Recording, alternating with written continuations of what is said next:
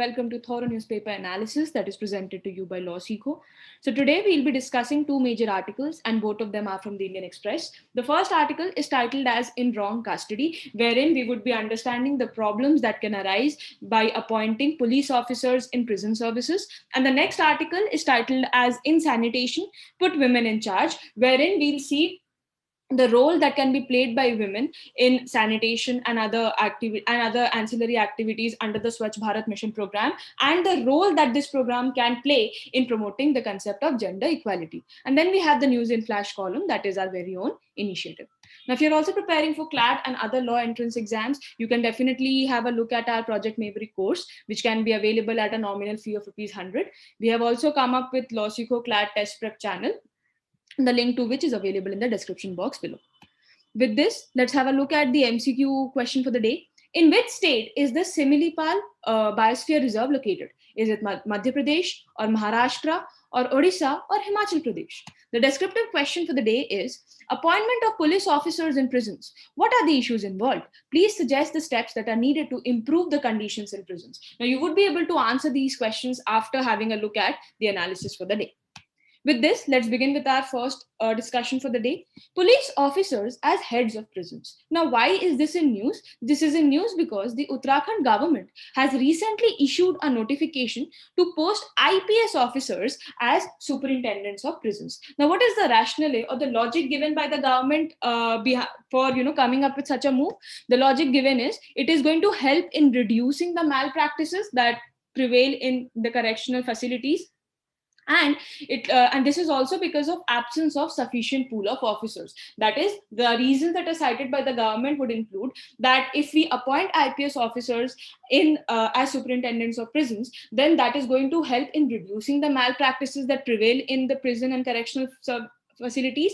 And it will also, and this is also because we do not have a sufficient man force to choose people from, right?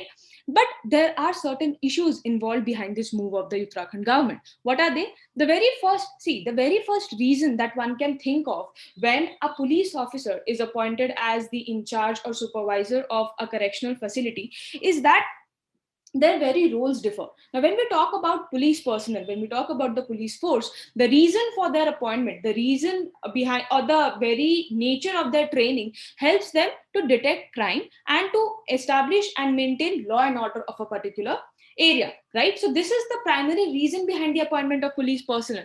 But when we talk about prison officers, that is, who are the in charge or supervisors of correctional facilities, their primary objective is to facilitate the reformation and rehabilitation of prisoners. So you can see that there is a stark difference between the role that is supposed to be played by the police personnel and by the prison officers. So how at all can you appoint a person who has been trained as a police officer to perform the role of a prison officer? Because their very roles differ, right?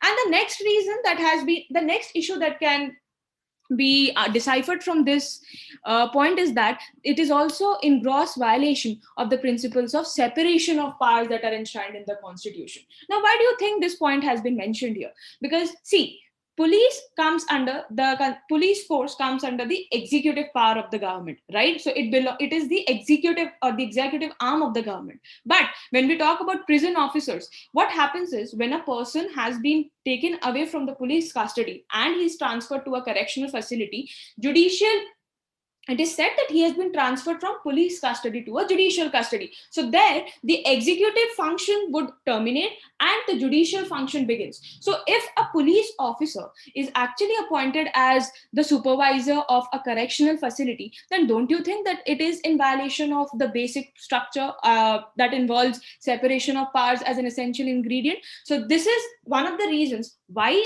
this can be considered to be in violation of the principles of separation of powers. And see, this is what has also been stated by the author here, that police officer is not even allowed to enter a prison without a court order, because this is outside the domain of work that a police officer is expected to perform. And the only ground on which a police officer is allowed to enter is when a crime takes place inside the prison cells or inside, the correctional facilities and the authorities have informed them, and it is only when they have obtained a court order that they would be allowed to enter a correctional service. So just see, if this is a condition that has been established for a police officer to even enter a correctional facility, then what would happen if a police officer himself would be appointed as the in charge of a correctional facility altogether, right?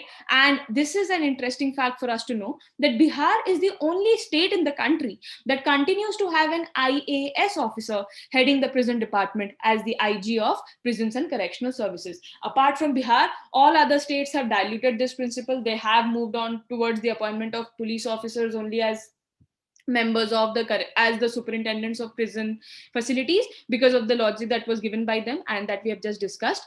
And two prison reform committees, one was the Justice Mullah Committee on prison reforms report in 1983, and the other was Justice Krishna Iyer Committee on Women Prisoners Report 1987. Both of them had recommended the creation of an all India prison services in line with the all India civil services, or in line with the all India services. Why? Because this would help in bringing in capable personnel, and it will also give us an option to choose from the plethora of people who would be available for this job, right? So what are the steps that can be taken to curb this problem, or to ensure that no such activities that are detrimental to the very principle of separation of powers takes place? One, you can appoint social workers and counselors. You can conduct regular training in human rights and social reintegration for staffs, and you must, steps should be taken to fill in the vacancies. So currently 30 to 40% of the seats lie vacant in correctional services, and there is also a need to create sufficient scope for the upward mobility for prison workers. So enough incentives must also be created to lure people towards these jobs, because if there is insufficient upward mobility, if people don't think that yes, there are lucrative opportunities in this sector as well, they would definitely not be attracted towards this job, right? So this is also another major step that needs to be taken in order to ensure that we have sufficient man force, we have adequate trained and talented people who have been equipped for this very purpose. With this, let's move on to our next article: Swachh Bharat Mission and Gender Equality. Now, why is this in news? This is because the Swachh Bharat Gramin P1 guidelines of 2017 had stated that requirements and sensitivities related to gender are to be taken into account at all stages of the sanitation program. And this mission is in line with the Sustainable Development Goal, precisely point 2 of Sustainable Development Goal 6, that seeks to achieve access to adequate and equitable sanitation and hygiene for all by the year 2030. Now, what are the relevant features when we talk about the Swachh Bharat mission? The first relevant feature would be the basic tenets of its implementation only, which involves planning, procurement, proper infrastructure creation, and its regular monitoring. This also helps in strengthening the role of women. Now, how does Swachh Bharat Gramin mission, or the Swachh Bharat mission, actually help in strengthening the role of women? Because it has recommended the reservation of 50% of the seat in village water and sanitation committees. Now, how can this help in strengthening their role? Because see, earlier there was a practice that even though the seats were reserved for women, their husbands would be the real heads. They would be the ones in charge. But with the different drives that have been initiated by the government, with the different steps that have been taken to empower women in this regard, we have seen women taking a charge in this area as well. So by strengthening and by recommending 50% of reservation, that is half the reservation, half the number of seats in the village water and sanitation committees, the role of women can be strengthened in these committees. What are the other steps that are also needed in this regard? We need to ensure the survival and protection of the girl child. Now, how can this be done? This can be done through proper education and the availability of proper and adequate health facilities, right, for their development and all round, you can say, for their development and benefit. Then to establish a national monitoring and evaluation system that tracks and measures the gender outcomes in SBM. So the mere recommendation, the mere reservation of 50% of seats is not enough. We need proper guidelines in place. We need proper regulatory mechanisms in place to check that it is actually, implemented in letter and spirit as well. Otherwise, this would just be dead These would just be dead letters. Until and unless we have a proper mechanism, a proper regulatory body in place, we will not be sure whether this is actually implemented or not. So from this point in view, the establishment of a national monitoring and evaluation system becomes mandatory, or rather very important. Then continuous focus on behavior change in gender. Then we have effective communications and training programs. Why? To build the capacity of stakeholders.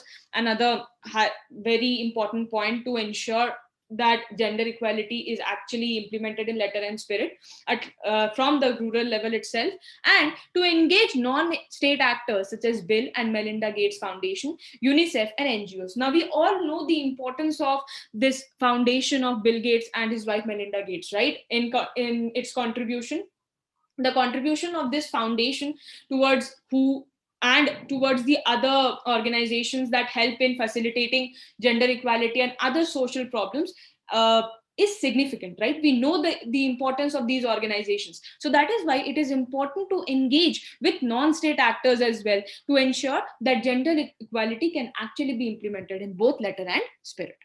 With this, let's have a look at our news in flash column.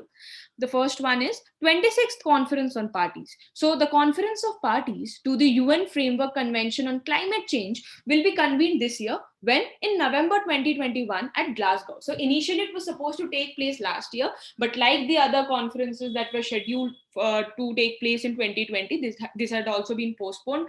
This had also been postponed because of the COVID-19 pandemic. Now, what is the significance of this conference? It would be the first occasion after the Paris Climate Agreement that was concluded in 2015, wherein the countries would be expected to ratchet up or to, increase their nationally determined commitments.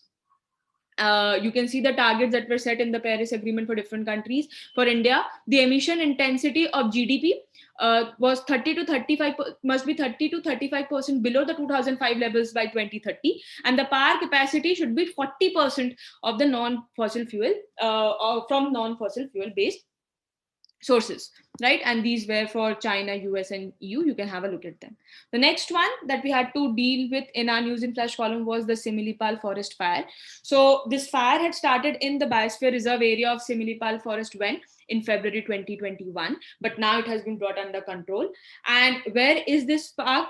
Where is this Biosphere Reserve actually? So it is a national park and a tiger reserve in the northern part of Odisha's Mayurbhanj district. Now, this can be an important question from the prelims point of view, that where is this Biosphere Reserve actually located? So it is located in the northern part of Odisha's Mayurbhanj district. And what is it home to? So it includes 94 species of orchids and 3,000 species of other plants. So with this, we are done with our discussion for today. If you wish to download the slides of today's discussion, you can join our Telegram group, the link to which is available in the description box below. So I hope it was a good session for you all. Thank you for watching.